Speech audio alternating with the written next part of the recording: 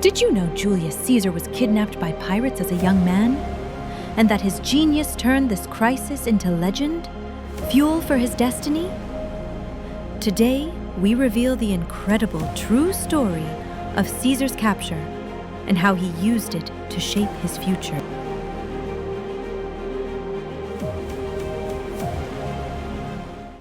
Julius Caesar. The name echoes through history like thunder. Conqueror of Gaul, lover of Cleopatra, brilliant general, dictator for life.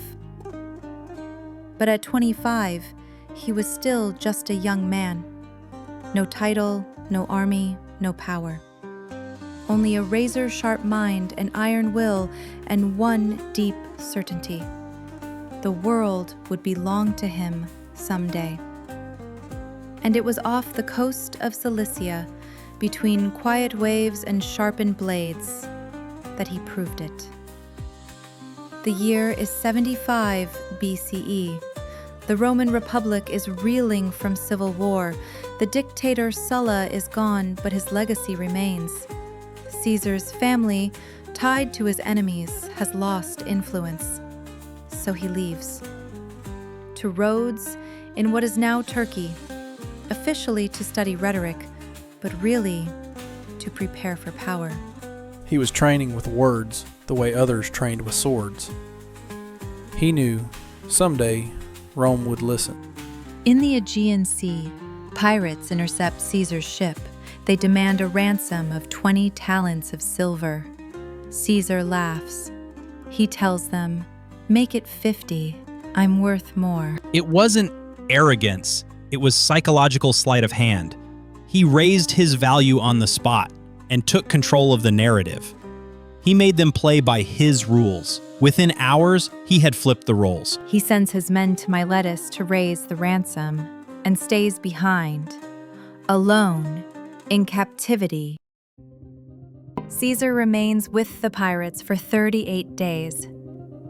He eats with them, sleeps peacefully, orders silence when he rests, reads them his speeches, and scolds them if they don't applaud.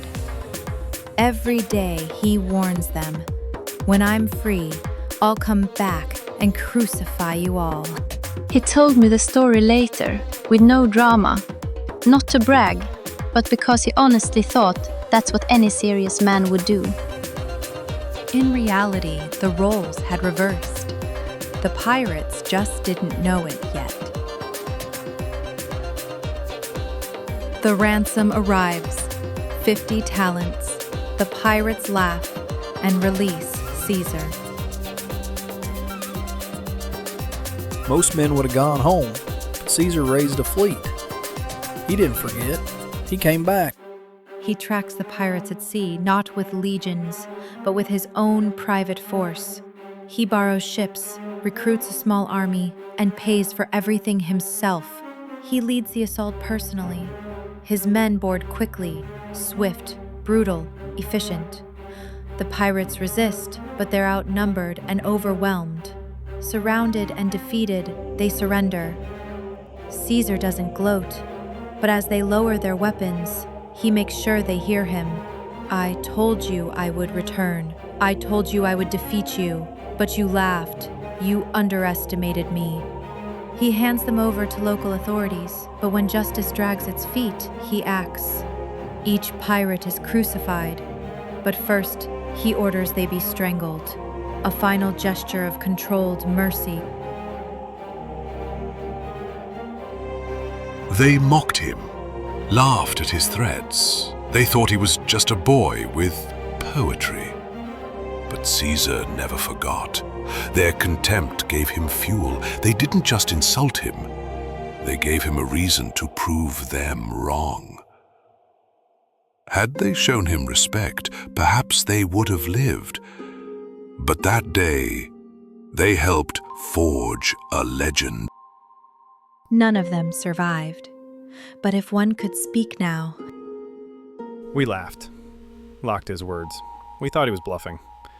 But maybe if we'd shown him respect, he would have spared us. Instead, we gave him a reason, and he showed us just how wrong we were. He never wrote the story down himself, but he didn't have to. Was it true? Maybe. Was it powerful? Absolutely. Caesar understood what most of us senators never did. A great story can outlive 1,000 laws. This wasn't just a footnote. It was the beginning. No army, no office, no mandate. And still, he bent the world to his will.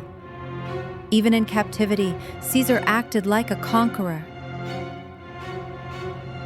You've just heard the story of Julius Caesar, but not from a textbook, from the people who were there. Welcome to Travelers of History, a channel where we don't just tell history, we go back and talk to it. In every episode, we travel through time to explore the past firsthand. We interview kings, queens, soldiers, thinkers, and even the pirates who crossed them. The animation is imaginative, the voices are vivid, but the facts? 100% real.